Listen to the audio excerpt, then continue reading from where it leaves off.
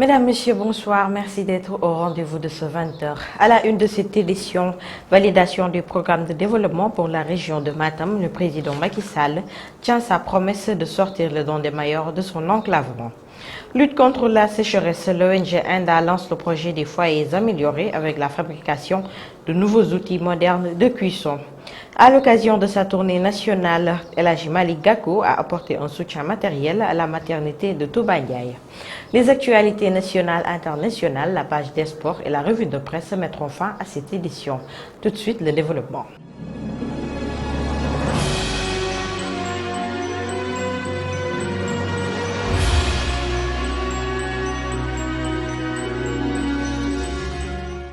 Bienvenue. Tout d'abord, le point Covid de ce vendredi 18 juin 2021. Le ministère de la Santé et de l'Action sociale a reçu les résultats des examens ci-après. Sur 1416 tests réalisés, 53 sont revenus positifs, soit un taux de 3,74%. Il s'agit de 22 cas contacts, aucun cas importé et 31 cas issus de la transmission communautaire. Le président Macky Sall a répondu à l'appel des populations de la région de Matam en validant le programme de développement de la dite région. Comme promis, il a tenu son engagement à sortir le don des Mayors de son enclavement et mettre fin à son calvaire. Je vous propose de le suivre. Je suis venu tenir la promesse que je vous avais faite de sortir la zone du Dandemayo de son enclavement et mettre fin à son calvaire. C'est un projet important qui va jusqu'à refonder en réalité, qui englobe le Dandemayo du Bosséa, le Dandemayo d'Ingenar et le Dandemayo du Damga. Les routes de connexion telles que le maire de Orkedjere l'a demandé seront prises en compte, notamment Kanel, Soringo, Wurosidi, Soringo, Bo, tout comme d'autres connexions seront intégrées au désenclavement de cette route. C'est 240 km de route goudronnée pour plus de 85 milliards de francs CFA qui seront consacrés à cette route. J'ai inauguré également en début d'après-midi le pont de Ganguel-Soulé et le pont de Wendou-Bosséabe, qui font partie du package de désenclavement du Dandemayo, ainsi que le suivi de l'institut consacré à Cheikh Moussa Kamara de Ganguel-Soulé. Je voudrais vous dire que le programme régional que je viens de valider et qui va consacrer 450 milliards de francs CFA, ce programme finira définitivement de mettre Matam dans la rampe de l'émergence.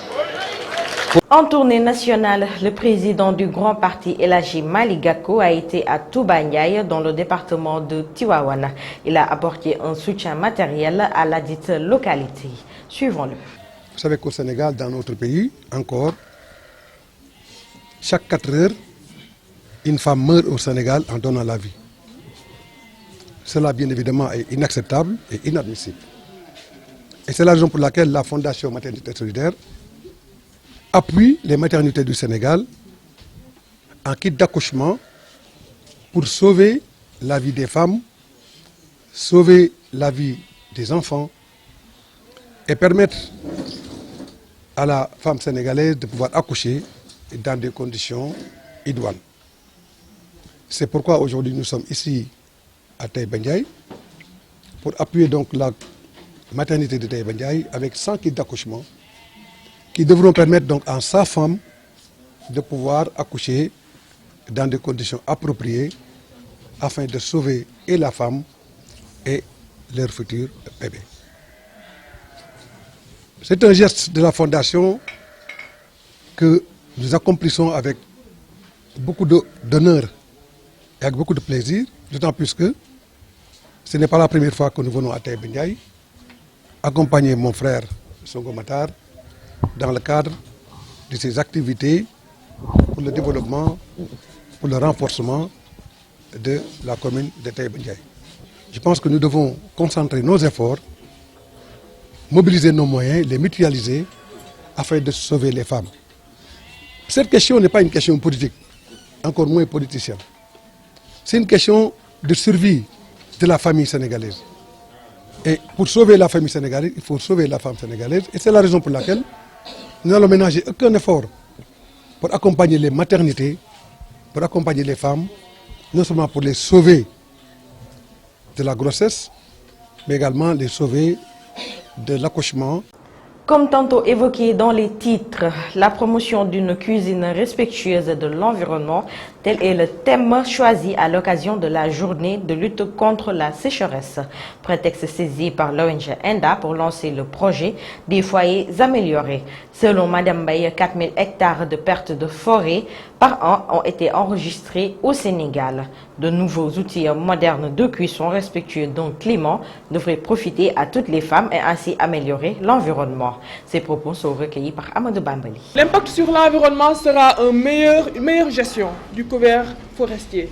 On a estimé tout à l'heure à 40 000 hectares la perte de forêt au niveau du Sénégal par an. Ce sont les études de l'ANSD de 2013 qui l'ont démontré et ça c'est énorme. Donc un projet pareil viendra vraiment mieux conscientiser les populations par rapport à l'utilisation des foyers améliorés en leur montrant comment ça va leur permettre d'avoir une forêt beaucoup plus disponible.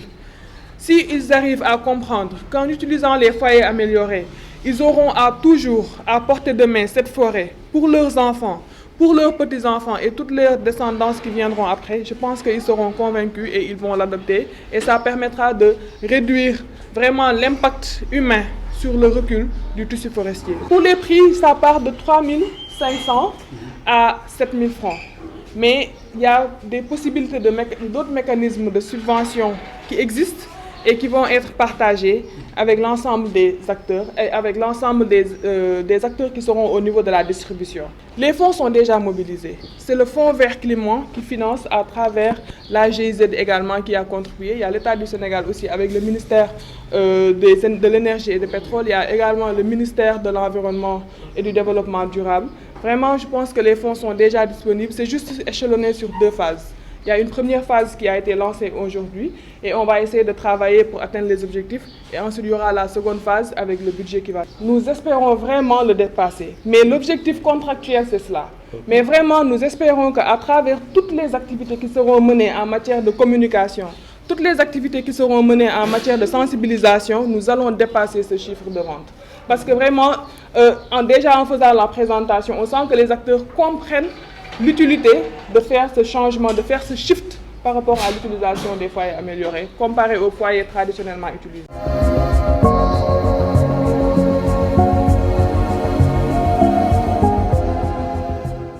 Actualité nationale, le capitaine Omar Touré, chargé de l'affaire opposant Ousmane Sonko à Adji Sarr, a été radié. Les détails, c'est dans la page nationale avec Fatou Karagui. Actualité nationale, le capitaine Omar Touré, chargé de l'enquête dans l'affaire opposant Ousmane Sonko à Adji Sarr, vient d'être radié de la gendarmerie nationale pour faute lourde contre l'honneur, la probité et les devoirs généraux des militaires. Le président de la République, Macky Sall, le chef suprême des armées, a décidé ainsi à travers un décret signé ce jeudi. Le jeune gendarme avait fait une sortie dans les médias pour parler du fond du dossier. Le général Moussa Fall, haut commandant en second depuis le 2 mars 2021, vient d'être nommé haut commandant de la gendarmerie nationale, directeur de la justice militaire.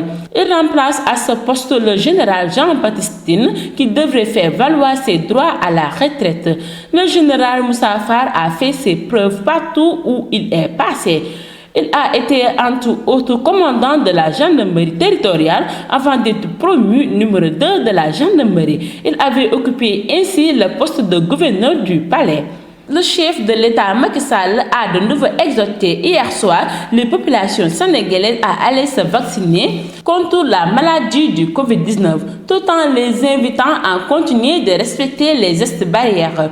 Macky Sall a lancé cet appel à Kanel dans le cadre de sa tournée économique dans ce département de la région de Matam. Il a fait remarquer que la tendance des nouvelles contaminations est à la hausse avant d'assainir la maladie est toujours ici au Sénégal et en Afrique et dans le monde. C'était tout pour l'actualité nationale.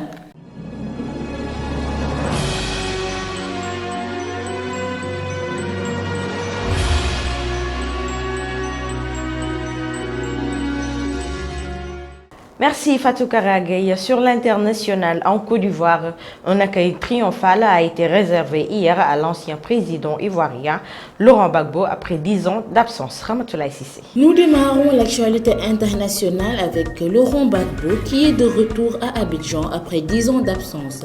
L'avion de l'ancien président ivoirien s'est posé ce jeudi après-midi à l'aéroport.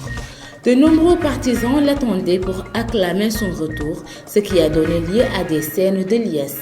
Laurent Gbagbo devait se rendre dans la soirée dans son fief politique dans le nord d'Abidjan. Pour rappel, arrivé au pouvoir en 2000, Laurent Gbagbo avait refusé de connaître sa défaite lors de la présidentielle en 2010. Le pays avait alors sombré dans le chaos. Arrêté en 2011, il avait été ensuite transféré à la Cour pénale internationale.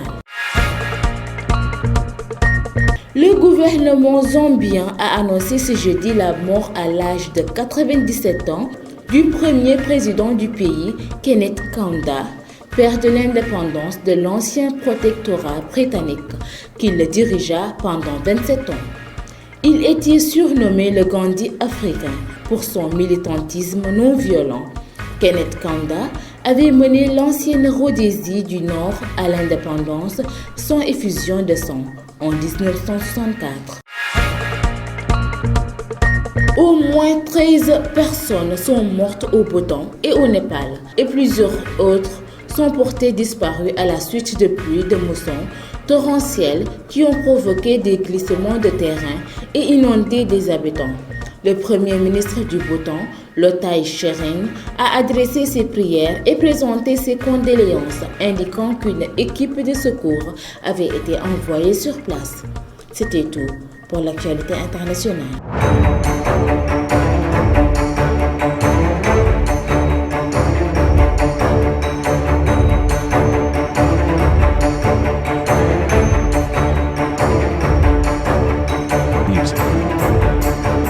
Ramatoulaye Cissé, à présent la page sportive Euro 2021. L'Ukraine s'est imposée face à la Macédoine du Nord, score 2-0. Mamadou Ndione pour la page sportive. Démarrons la page sportive avec l'Euro 2021. L'Ukraine s'est imposée 2-1 jeudi face à la Macédoine du Nord pour son deuxième match de l'Euro. Une victoire qui relance les Ukrainiens dans la course à la qualification pour les huitièmes de finale après leur défaite dimanche face aux Pays-Bas. Toujours à Copenhague, la Belgique a été secouée par le Danemark lors de son deuxième match dans cette Euro. Les Danois désireux d'honorer Christian Eriksen ont mené au score et puis Kevin De Bruyne est entré et a transformé les Diables rouges. Les Belges, finalement victorieux, sont assurés d'être au rendez-vous des huitièmes de finale. Et on termine avec les Pays-Bas. Les Hollandais se sont qualifiés pour les huitièmes de finale de l'Euro 2021 de football grâce à leur victoire 2-0 face à l'Autriche.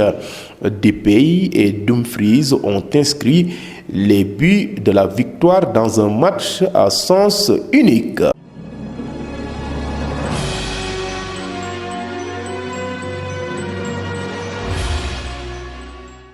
Et enfin, nous terminons avec la revue de presse présentée par Rokhaya Dabambeng.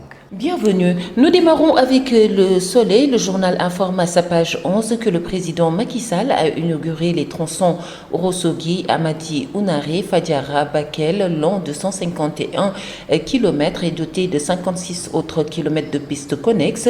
Ceci pour mieux connecter cette partie du reste du pays. L'Observateur à sa page 12 réserve un entretien exclusif à Ferdinand Coly, ancien défenseur des Lions.